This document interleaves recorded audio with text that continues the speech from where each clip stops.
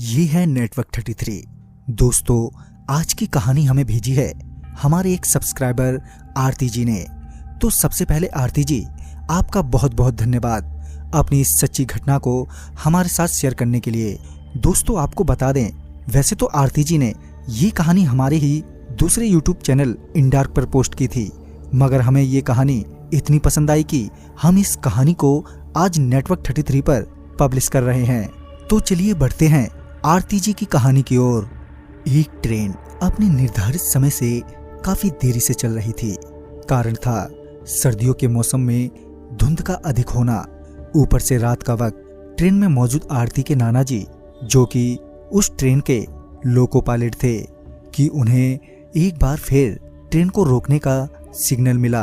दरअसल आने वाले स्टेशन पर एक ट्रेन सिग्नल न मिलने के कारण पहले से ही खड़ी थी। कुछ देर बाद आरती के नाना जी को वहां से चलने का सिग्नल मिला। तभी उन्होंने ट्रेन का इंजन स्टार्ट किया और चलने से पहले चेतावनी के तौर पर ट्रेन का हॉर्न बजाया, ताकि अगर कोई भी ट्रेन की पटरी के आसपास हो या पटरी पर हो तो वो वहां से हट जाए।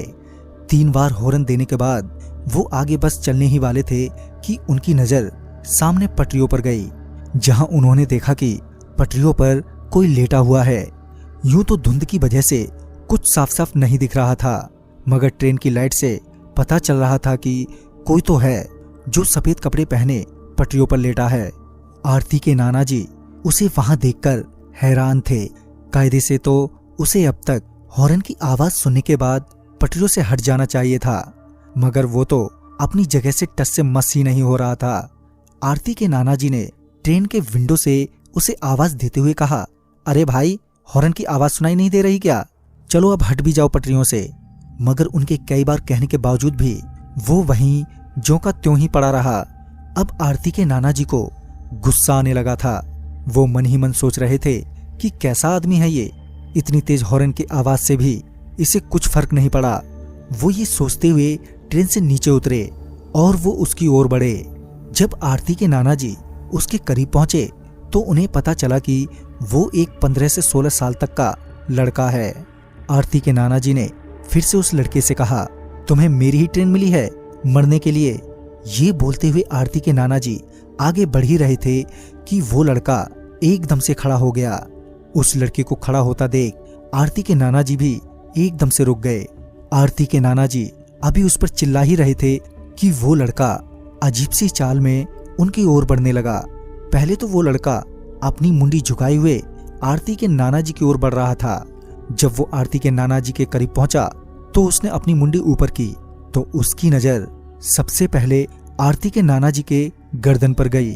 वो लड़का आरती के नाना जी की गर्दन की ओर घूर ही रहा था कि तभी ट्रेन में मौजूद आरती के नाना जी के सहकर्मियों की चिल्लाने की आवाज उन्हें सुनाई दी। जब उन्होंने पीछे मुड़कर देखा तो पाया कि उनके साथी उन्हें ट्रेन में तुरंत ही वापस आने के लिए कह रहे हैं। साथ ही वो सारे काफी डरे हुए भी लग रहे थे। आरती के नाना जी समझ नहीं पा रहे थे कि अचानक ही उनके साथियों को क्या हो गया। उन्होंने अपने साथियों को जवाब देते हुए कहा, हाँ हाँ आता हूँ, पहले इस लड़के से तो निपट लूं। यह कहकर वो वापस सामने की ओर मुड़े तो वो लड़का उनसे काफी दूर खड़ा था और उन्हें घूर रहा था।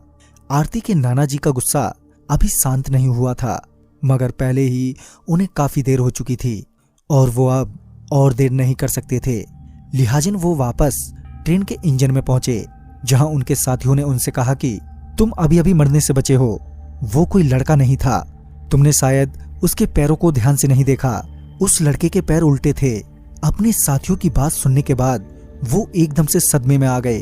तभी उन्होंने मामले की गंभीरता को समझते हुए तुरंत ही ट्रेन स्टार्ट की और वो वहां से निकल गए। मगर रास्ते भर उनके मन में एक ही ख्याल आ रहा था कि वो तो मुझे कुछ भी कर सकता था। तभी उन्हें ध्यान आया कि वो लड़का उनकी गर्दन की तरफ देख रहा था। फिर जब उन्होंने अपनी गर्दन पर हाथ फेरा तो उन्होंने पाया कि उन्होंने अपने गले में बजरंगबली का एक लॉकेट पहना हुआ है। तभी उन्हें एहसास हुआ कि शायद उनकी जान बजरंगबली की वजह से बच गई। तो दोस्तों, इस कहानी में बस इतना ही। अगर आपके पास भी आरती जी की तरह ऐसी कहानियां हैं तो हमारे साथ शेयर करना ना भूलें। तो मैं आपका दोस्त राजकुमार जल्द ही मिलूंगा। शायद आप ही की भेजी हुई एक नई कहानी के साथ। तो तब तक के लिए बाय एंड टेक केयर।